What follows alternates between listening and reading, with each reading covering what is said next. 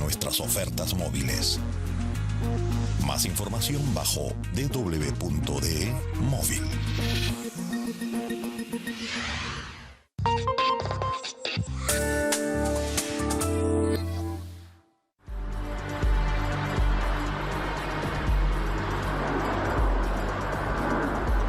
La aviación crece de forma extraordinaria.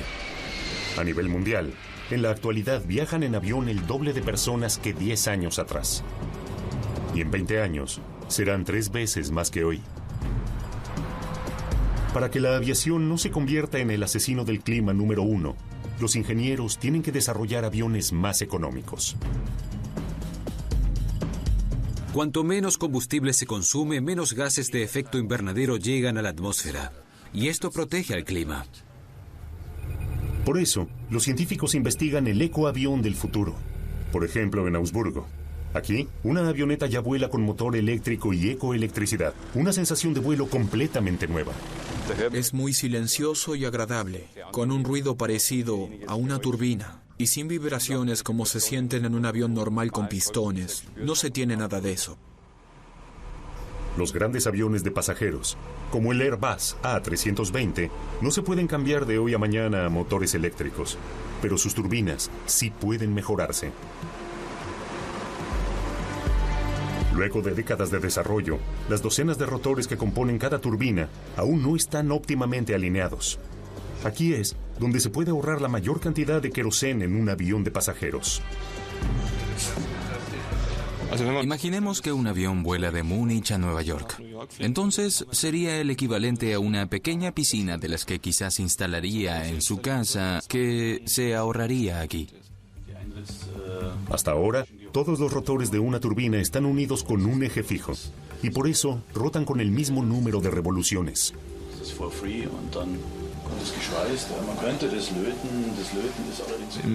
En cuanto al consumo de combustible, esto tiene una gran desventaja, ya que el rotor gira demasiado rápido, es decir, no en el nivel óptimo deseado. Entonces surgió la idea de incluir aquí un mecanismo que separa, por más que siga unido, por así decirlo, al rotor de la turbina de baja presión con respecto a la velocidad de rotación. Este mecanismo posibilita para cada rotor de la turbina las revoluciones óptimas. De este modo, el motor se torna más económico y silencioso. Pero esto también tiene su precio: peso adicional. Para que el ahorro llegue a la cuenta final, los ingenieros tienen que luchar por cada gramo adicional con todos los trucos. Volver a reducir el espesor del disco, es decir, en estas piezas rotativas.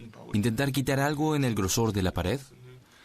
Es un tema crítico, pero podemos atacarlo de forma limitada.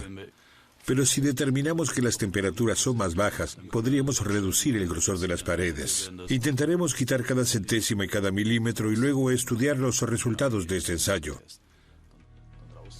El mecanismo de la turbina convenció a los fabricantes de aviones. Además del Airbus, también encargaron este nuevo motor Bombardier Aerospace Mitsubishi Aircraft, Irkut, de Rusia.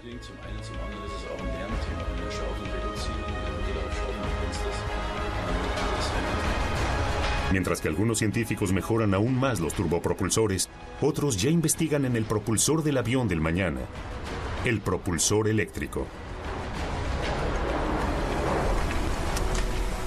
Aquí en Augsburgo, por ejemplo, el piloto de prueba Norbert Lorenzen y el ingeniero aeronáutico Kalin Gologan escriben hoy una nueva página en la historia de la aviación.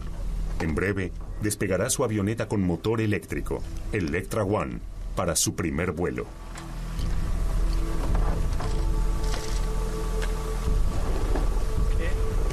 Más adelante, toda una familia de avionetas seguirá al prototipo, con 2, 4 y 6 asientos.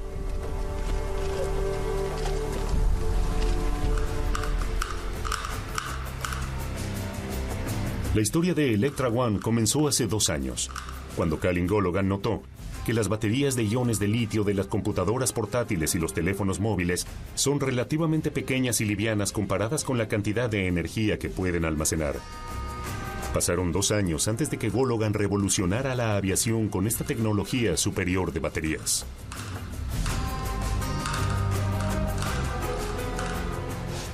No tenemos que esperar a una tecnología del futuro, ya tenemos la tecnología. Solo tenemos que integrarla en sistemas modernos y eficientes. El nativo de Rumania aportó todo su conocimiento de 30 años de experiencia laboral en el desarrollo del Electra. El avión no solo debía volar de forma extremadamente ecológica, sino ser además extremadamente silencioso. En particular con las avionetas, el ruido durante el vuelo es un gran problema. Los pilotos amateur vuelan a menudo durante los domingos y feriados, cuando los vecinos quieren tener su tranquilidad.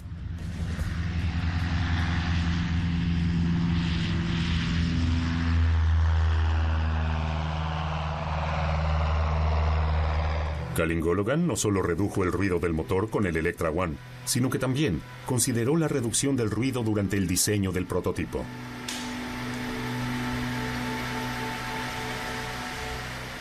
Debido al pequeño motor con un diámetro de 220 milímetros, no tenemos ningún obstáculo adelante. Todo es un flujo limpio y laminar, es decir, que también hay menos resistencia y por ende menos ruido. Luego de 2 años de desarrollo, el ingeniero aeronáutico comenzó con la construcción de la primera avioneta eléctrica. Con esto, comienza un nuevo capítulo en la historia de la aviación. Para ser más precisos, el tercero.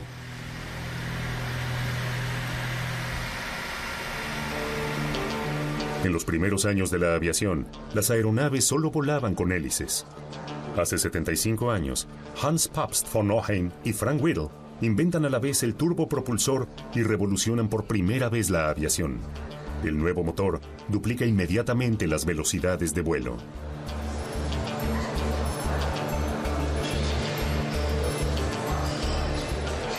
Con la turbina se generó un rayo expulsado por la parte posterior y de este modo se producía un empuje con el que apenas quedaban límites de velocidad. Se podía volar a 800, 900 kilómetros por hora, incluso superando la velocidad del sonido. En el año 1939, parte de Rostock el primer jet, el Heinkel 178. En el año 1942, sigue el primer avión a reacción del mundo construido en serie, el Messerschmitt 262.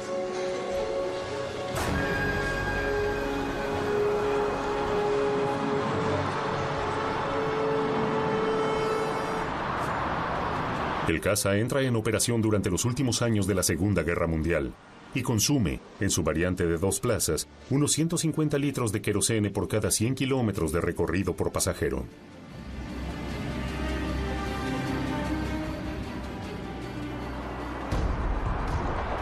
Veinte más tarde, jets de pasajeros sobrevuelan por primera vez el Atlántico.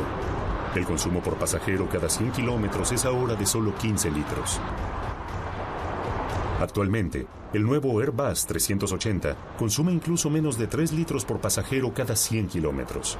Pero la tecnología está cada vez más llevada al límite y los ingenieros tienen que esforzarse cada vez más. Para disminuir el consumo utilizan el mismo truco desde hace décadas. Intentan pasar la mayor cantidad de aire por afuera de la turbina en sí. En este proceso, por el primer rotor de la turbina, denominado fan, la mayor parte del aire pasa por la carcasa vacía.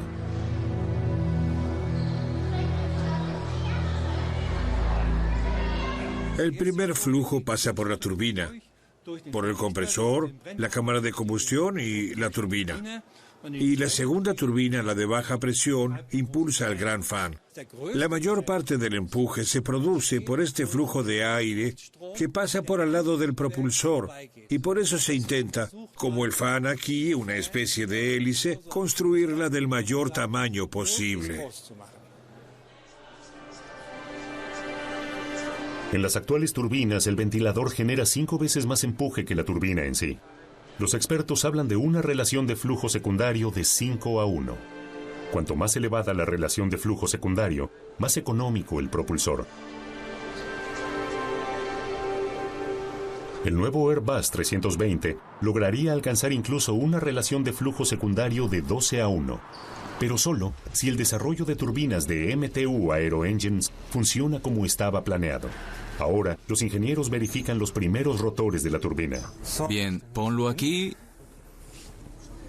y midamos otra vez el diámetro.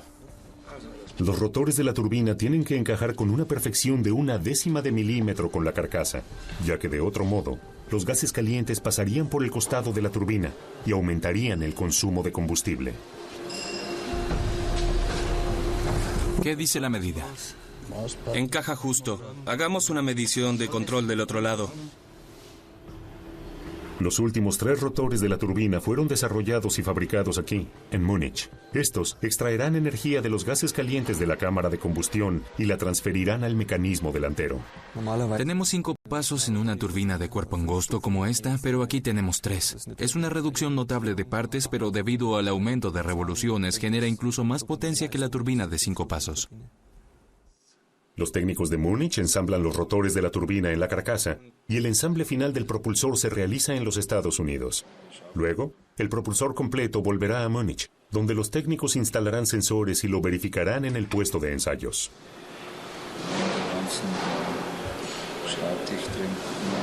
Aquí se trata de una turbina de baja presión rápida y tiene que ser verificada con mayor cuidado. Esto no significa que las turbinas convencionales se verifican de otro modo, pero el primer tipo de una turbina como esta tiene que ser verificado con mucho detenimiento antes de que realmente comience a volar. Nunca antes se instaló un propulsor a reacción de este tipo en un jet tan grande como el Airbus A320neo. Los técnicos no saben si el avión alcanzará exactamente los valores de consumo y por ende se encuentran bajo mucha presión. En épocas de cambio climático, tienen que mostrar éxitos y rápido.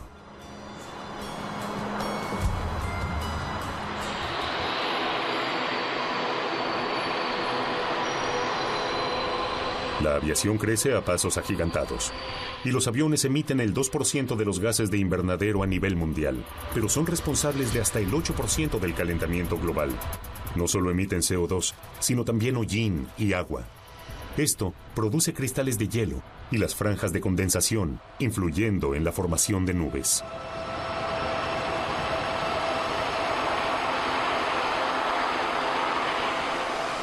Cómo funciona y se desarrolla esto en particular fue revisado por el profesor Schumann del Instituto Alemán de Técnica Aeroespacial. Los propulsores emiten pequeñas partículas negras de hollín que apenas se pueden ver.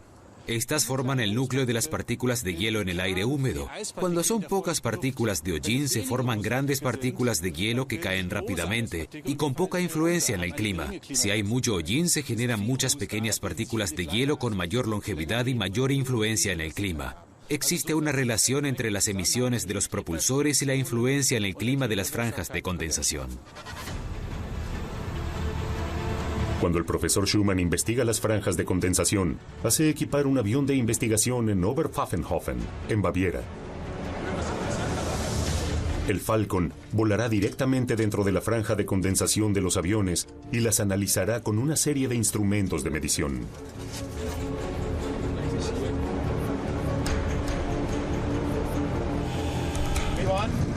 Solo la composición exacta de las franjas de condensación le dará a Schumann y su equipo información acerca de sus características físicas. Un método es tomar muestras de aire a través de una entrada.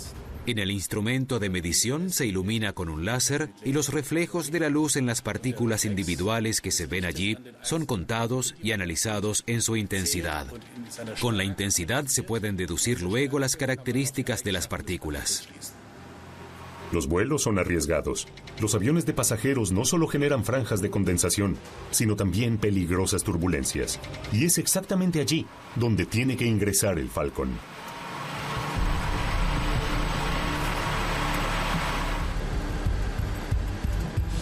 Luego de los vuelos de medición, Schumann y su equipo analizan las muestras de aire con láseres, escáneres de luz y espectrómetros de masa. Es como la búsqueda de una aguja en un pajar, y eso con tamaños microscópicos.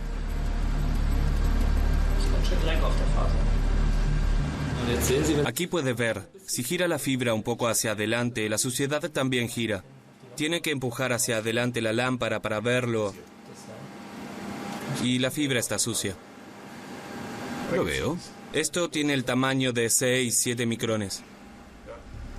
En el futuro, los investigadores de la atmósfera de Oberpfaffenhofen quieren medir no solo los gases invernaderos de la aviación con un avión, sino también desde el espacio vía satélite.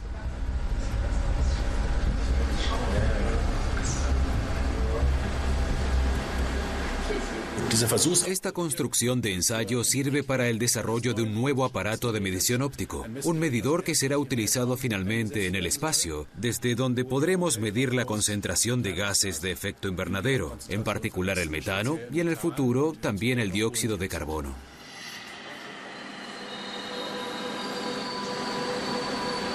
Algo ya descubrieron los científicos del profesor Schumann ahora.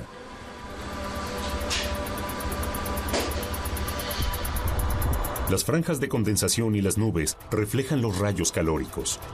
Durante el día, reflejan los rayos solares nuevamente al espacio y a la vez reflejan el calor de la Tierra nuevamente a la superficie terrestre.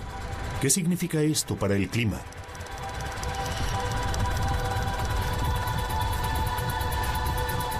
Las franjas de condensación disminuyen la irradiación de calor de la superficie terrestre hacia el espacio, formando una manta sobre la Tierra.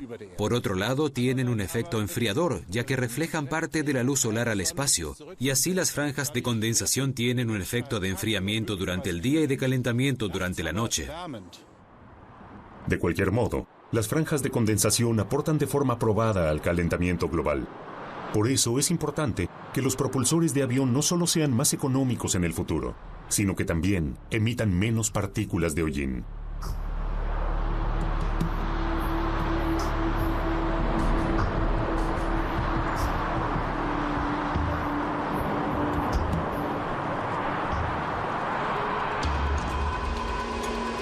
O ninguna, como el Electra One.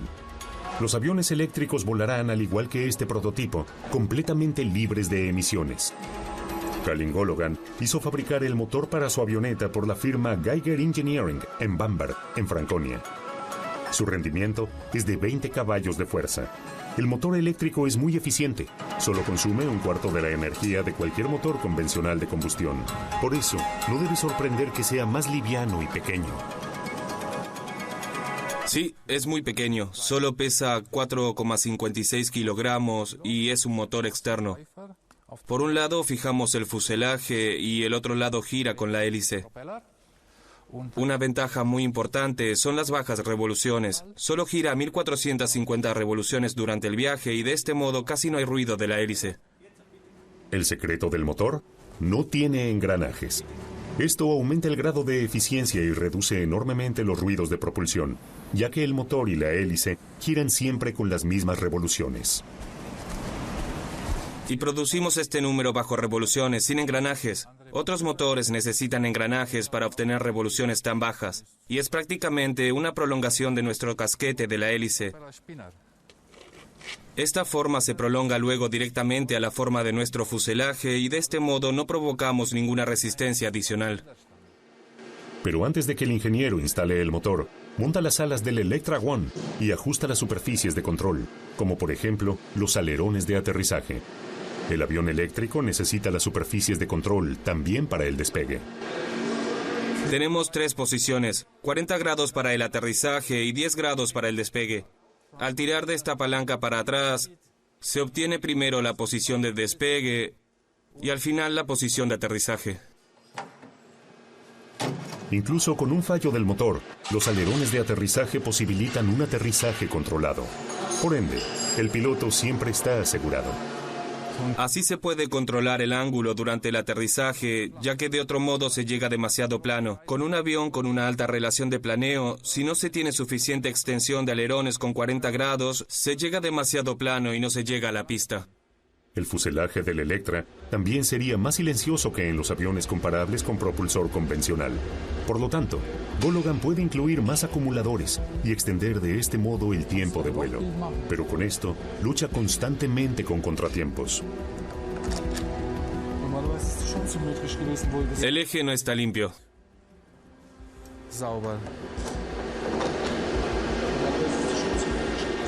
Los agujeros no se hicieron con la máquina, con la cortadora de agua. Se hicieron por separado y no encajan. Están completamente corridos. Rayos. Para Calin Gologan, su avión eléctrico no es cualquier avioneta. El Electra One debe revolucionar la aviación. Pero un pequeño avión solo no podrá superar las exigencias globales del futuro. Reducir notablemente la emisión de CO2 y de hollín con la triplicación del tránsito aéreo. Gologan necesitará a muchos compañeros de lucha. Y efectivamente, ya hoy, los científicos de Bauhaus Luftfahrt en Múnich investigan la utilización del propulsor eléctrico en grandes aviones de pasajeros.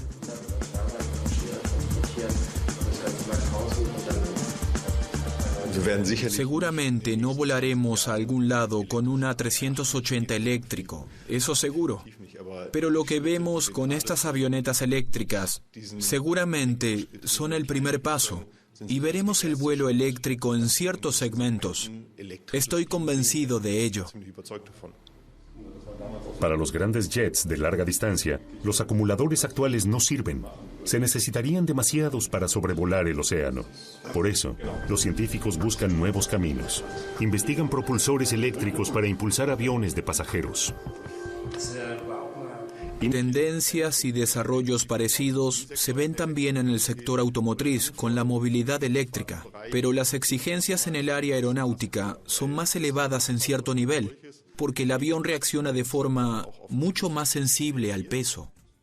Las celdas de combustible o turbinas de a bordo deberían producir la energía en el aire. Recién entonces, se podrían desarrollar propulsores eléctricos particularmente eficientes y silenciosos. Estos ensayos experimentales y avionetas ayudan para generar una conciencia de hacia dónde tiene que dirigirse el viaje en estas tecnologías críticas. Febrero de 2011. Empresa Rotortech, en Gorisried, en Suabia. Calin Gologan tiene que demostrar para el permiso de vuelo provisorio que las superficies de control del Electra One soportan las cargas del vuelo. Parte de esto es el alerón para girar en vuelo, como también los alerones de aterrizaje y los alerones laterales.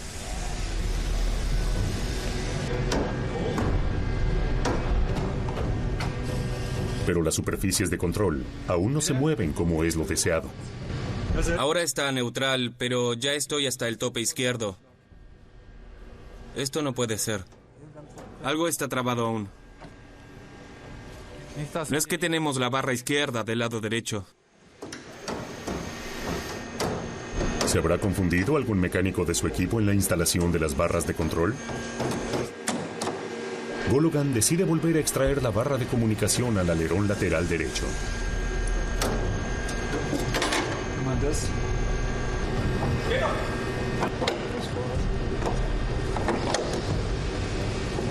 Oh, está mal aquí.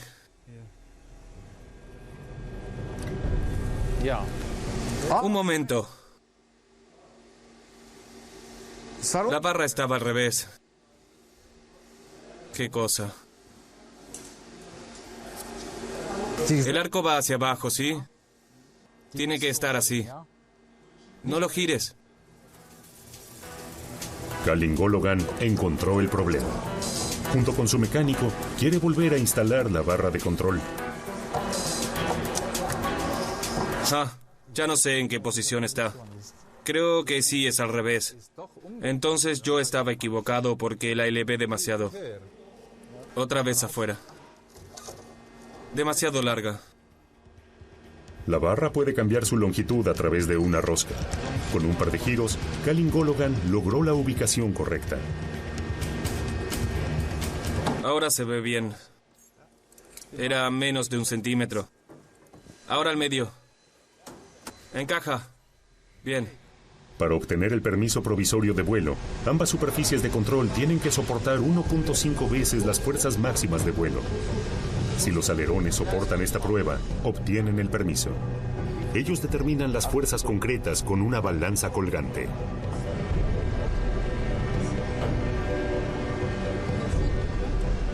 Ahora cargaremos a cada flap con una fuerza de cerca de 7 kilogramos, lo que representa las máximas fuerzas de aire durante el acercamiento al aterrizaje. Mientras que Kalin Gologan realiza un test de estrés, su esposa fotografía la medición de carga para documentar el ensayo. Los resultados se envían junto a las fotos de evidencia al departamento de permisos. Los valores guía indicados se orientan a casos extremos. En situaciones de pánico, el piloto jala hasta el tope. Son, por así decirlo, fuerzas de pánico. El piloto dirige con sus pies y a través de delgadas cuerdas de acero los alerones laterales en el mecanismo de control. En una situación de vuelo crítica, el piloto presionaría fuertemente con los pies contra la pared del fuselaje. Por eso, este ensayo es particularmente importante.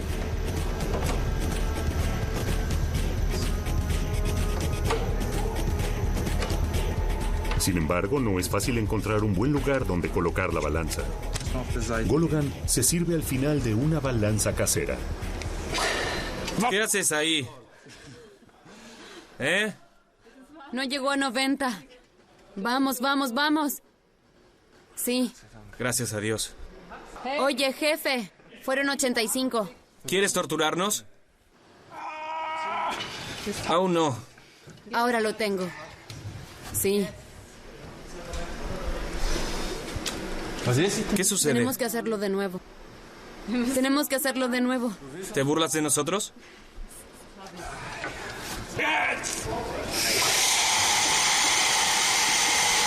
¿Lo tienes? Ahora lo tengo, sí.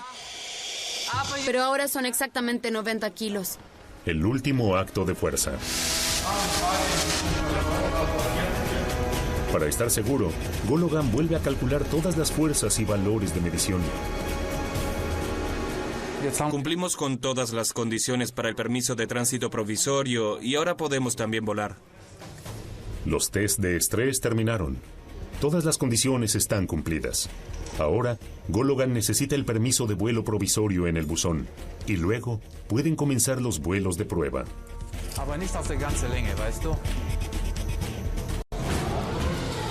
En MTU Aero Engines en Múnich, en cambio, la entrega ya llegó. La novedosa turbina con engranajes está completamente montada de vuelta de los Estados Unidos. Ahora los constructores de propulsores están bajo presión de tiempo. El nuevo Gertfan deberá ser probado aún en el año 2011. Es decir, que hay que montar cientos de sensores de temperatura, presión y fuerza en el propulsor.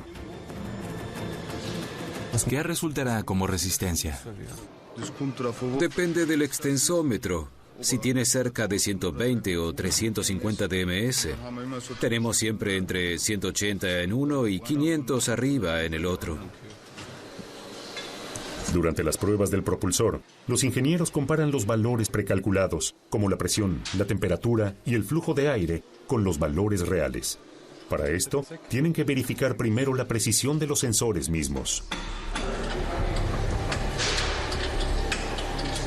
Nos aseguramos de verificar todas las líneas de instrumentación por su capacidad de funcionamiento, para poder ingresar al propulsor relativamente rápido al puesto de prueba. Esta es la actividad más importante durante los próximos días y tiene que hacerse rápido. Si los ingenieros se saltean líneas deficientes, sufrirían un retraso de varios días. Antes de las corridas de prueba, el Gertfan recibe su piel exterior. Luego, todas las líneas están cubiertas y son difíciles de acceder. Tenemos 41. Bien. Midiendo. Bien, estamos en 56. 4 semanas antes de la prueba planeada. En realidad, los técnicos deberían instalar ya el propulsor en el puesto de pruebas, pero aún se ven impedidos por el complejo sistema de sensores. Medimos el pasaje de aire por la línea y de este modo podemos saber si la línea es impermeable. Los mecánicos documentan cada acción para poder comprender luego cualquier error eventual. Pero esto lleva tiempo, mucho tiempo.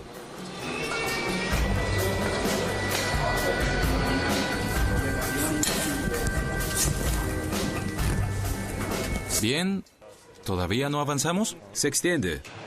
Tenemos bastante presión de tiempo para terminar. Es importante que el propulsor esté a tiempo en el puesto de pruebas para poder comenzar a mediados de diciembre con los ensayos. Sin duda. Trabajan suficientes personas en esto y también en turnos.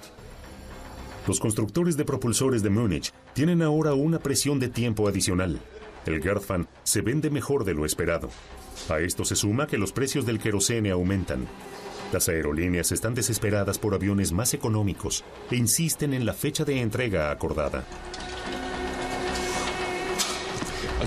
Imagine que un avión vuela de Múnich a Nueva York.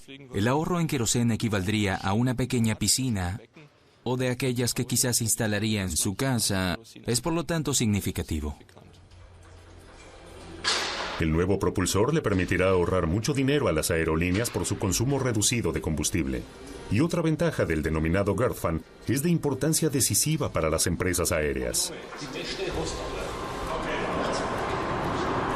Comparado con los propulsores de turbinas convencionales, el Gerdfan es notablemente más silencioso. Esto también tendrá un beneficio a largo plazo, en la molestia del ruido para pasajeros y vecinos del aeropuerto, pero también, por ejemplo, en la imposición de prohibiciones de vuelos nocturnos. Aquí podemos ahorrar hasta 24 decibeles con este propulsor, como lo ve detrás de nosotros. Y con el aumento de la contaminación acústica por un nivel más elevado de tránsito, es naturalmente una increíble ventaja con respecto a otros propulsores. Menos de 24 decibeles significa para los vecinos del aeropuerto que los nuevos aviones serán aproximadamente un cuarto más silenciosos que los antiguos. Calin Gologan solo puede reírse de esto. Su Electra One volará de forma prácticamente silenciosa. Con el prototipo de un avión eléctrico, desarrolló una aeronave liviana y eficiente, con suficiente espacio para las baterías. Entre el motor y la cabina tenemos espacio para 2 baterías de 3 kilowatts cada una. Esto alcanza para un tiempo de vuelo de cerca de 1 hora. Y para tramos más largos tenemos espacio para baterías detrás del piloto. Con equipamiento completo de baterías, el Electra podrá volar hasta 3 horas, con acumuladores más modernos, incluso más tiempo. El piloto y constructor están listos, los acumuladores instalados. Calin Gologan volvió a retocar a último momento la refrigeración del motor. El piloto de prueba, Norbert Lorentzen, tiene que vigilar constantemente la temperatura durante el vuelo. Para nervios o excitación, no tiene tiempo. Uno no piensa mucho en esto. Está concentrado en cierta velocidad, cierta dirección, y todo parece normal. Son cosas normales. Para sentimientos hay poco tiempo. Eso viene después. Lorentzen ya hizo rodar al Electra One a modo de prueba sobre la pista de despegue, varias veces y cada vez más rápido, hasta llegar a la velocidad de despegue. De este modo, conoció el comportamiento del avión con esta particular forma de propulsión. Pero esta será la primera vez que vuele al electroavión. Nuestra meta es volar primero por un tiempo corto para estar seguros que el sistema armoniza las características de vuelo y luego optimizar todo paso a paso.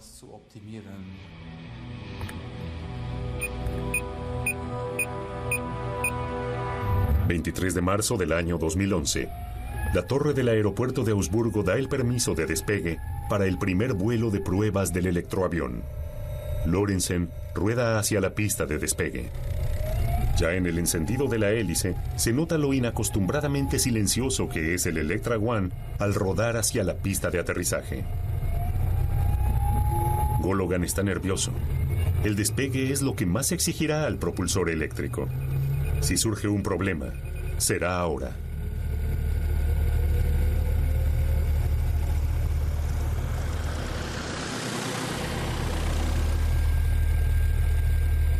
Norbert Lorentzen eleva al Electra One sin problemas por los aires.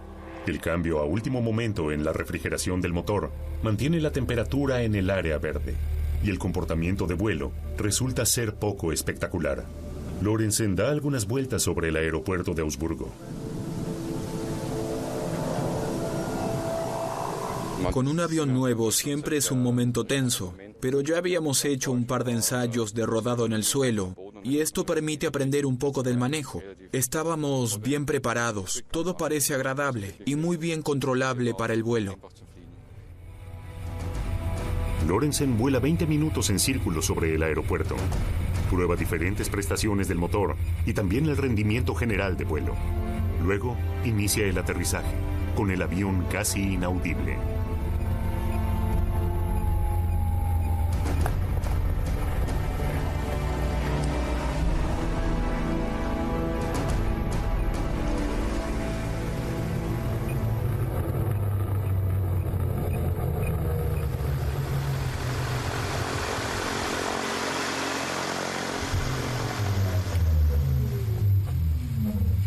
¿No querías bajar? Sí, esto va muy bien. El primer vuelo oficial transcurrió sin problemas, mientras que el piloto de prueba Lorenzen aún sigue sorprendido por el propulsor poco común. El constructor Gologan se asombra por el bajo consumo de energía.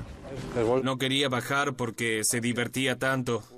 Y en realidad todo encaja. Y solo utilizamos la mitad de las baterías. Se oye un sonido similar al de una turbina, pero no hay ninguna vibración. Es muy agradable de volar. Tiene un bajo momento de fuerza. Me ha gustado mucho. Es divertido. Luego del primer vuelo, el piloto de prueba está seguro. Por lo menos con los ultralivianos y pequeñas máquinas de pasajeros, el propulsor eléctrico dominaría el futuro, aunque sea solo por el nivel de ruido. Se puede decir que un motor eléctrico no hace el mismo ruido. Esto también se escucha de afuera, que no es tan fuerte como un propulsor con pistones. Se siente suave. Luego del vuelo inaugural, Calin Gologan quiere volver a desarmar el Electra One, instalar un tren de aterrizaje retráctil y una hélice ajustable. Esto permitiría mayores velocidades de vuelo. Ahora viene el trabajo duro, el trabajo para lograr el permiso que queremos cerrar hacia el final del año, para que el año que viene podamos comenzar a producir el avión en serie. En breve, el Electra One participará en los Estados Unidos en una competencia de vuelo de la NASA, una competencia para aviones ecológicos.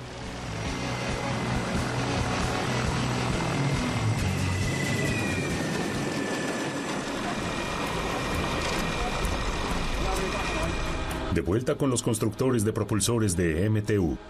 Una semana antes del ensayo, la turbina finalmente llegó al puesto de prueba. Aquí, los ingenieros quieren probar al propulsor bajo condiciones realistas. Como ingeniero en jefe del ensayo, Christian Steffen puede encender por primera vez el propulsor. Por un lado se aspira el aire fresco y por el otro sale. En su mayor parte también es aire fresco, porque principalmente aspiramos el aire que nos rodea por el puesto de pruebas. Durante los ensayos, una enorme corriente de aire correrá por el puesto de prueba. Para que la turbina no aspire ningún objeto, los técnicos limpiarán la nave, la dejarán vacía y la cerrarán. Pero primero, hay que conectar los sensores al puesto de prueba. Lo mejor es tomar una foto con la vista general y luego anotar cuál es el vibrador. Sí, podemos tomar fotos, lo haré. Sí, podemos tomar fotos por la documentación. Disculpe, ¿qué es lo que está verificando? ¿Dónde están todos los vibradores? No todos están etiquetados y ahora tenemos que hacerlo. Los vibradores simularán luego las condiciones en el ala. Lo que no se puede simular es la presión, el contenido de oxígeno y la temperatura del aire. Esto se diferenciará notablemente de la situación de vuelo a 10.000 metros de altura. La dificultad es que los propulsores se accionan en un cuarto cerrado y luego, o en el caso normal instalado en el ala, esta no será la condición. Por eso aquí hay ciertas condiciones que debemos conocer y que también tenemos en cuenta. Los ingenieros recalcularán luego los datos medidos de tal forma que correspondan a la situación de un vuelo de línea. Sin embargo, para esto también tienen que registrar y considerar la temperatura, presión y humedad en el puesto de prueba en Múnich, además de los datos del propulsor. Cuando veo que se desvían tanto aquí, tendría que asegurarme si los ajustes básicos están bien en primera instancia. Lo llevaría primero hasta un tope y luego dejo pasar todo el empuje. Luego vuelvo y ahí se verá si los valores difieren. Sí, en ese caso quizás deberíamos reajustar, calibrar. Una semana hasta el ensayo planeado. ¿Lograrán terminar a tiempo las preparaciones los ingenieros de prueba? Por lo menos el centro de mando está listo para los ensayos del propulsor, que se extenderán por varias semanas. Aquí se unen todos los cables. Aquí se verifican todos los datos para ver si son suficientemente precisos y tienen suficiente calidad. Y también la supervisión del funcionamiento mismo del propulsor. Poco antes de la fecha, queda claro. El ensayo de la turbina tendrá que posponerse a tiempo indefinido. El montaje de los sensores llevará aún varias semanas. Es un amargo retroceso, pero los expertos en el centro de mandos, de todos modos, esperan contentos el primer encendido.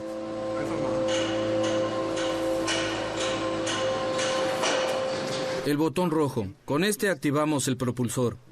Cuando terminemos con las preparaciones, lo mantenemos y esto lo encendería. Los ingenieros no esperan ninguna sorpresa desagradable de los ensayos. Y de todos modos, no tendrían demasiado tiempo para correcciones, ya que tienen que entregar el primer propulsor en el año 2013 para un jet regional de Bombardier. El nuevo Airbus sigue luego 2 años más tarde. Si todo funciona, el propulsor a reacción volverá a escribir la historia luego de 75 años. Un propulsor a chorro como este, un propulsor de turbinas, es un artefacto altamente complejo, aerodinámico y flujo mecánico. Y el flujo por una turbina como esta no era para nada eficiente. El cambio climático hizo forzosamente necesario un aumento de la eficiencia. Lo más importante es el aprovechamiento óptimo del combustible para impulsar el avión, para lograr con un mínimo de consumo de combustible la capacidad de transporte que se quiere lograr. Pero otra minimización del consumo de combustible está limitada por el motor a reacción, que parece haber llegado a sus límites técnicos. La nueva generación con engranajes le dará un último gran empuje hacia adelante. Estamos muy seguros respecto al consumo de combustible, que podemos ahorrar un 15%. Pero luego, no se podrán realizar grandes saltos, ni siquiera con las tecnologías más modernas. Actualmente los mercados en Asia exigen mayor crecimiento. Mañana, quizás, sean los mercados de África. Lo único seguro es que si la demanda de vuelos aumenta como está predicho, incluso los mejores propulsores ecológicos ya no podrán paliar el daño para el ser humano y el clima. El espíritu investigador del hombre tendrá que pensar en cosas hoy aún impensables para que en el futuro, no solo él, sino también su cuerpo, pueda elevarse por encima de la Tierra.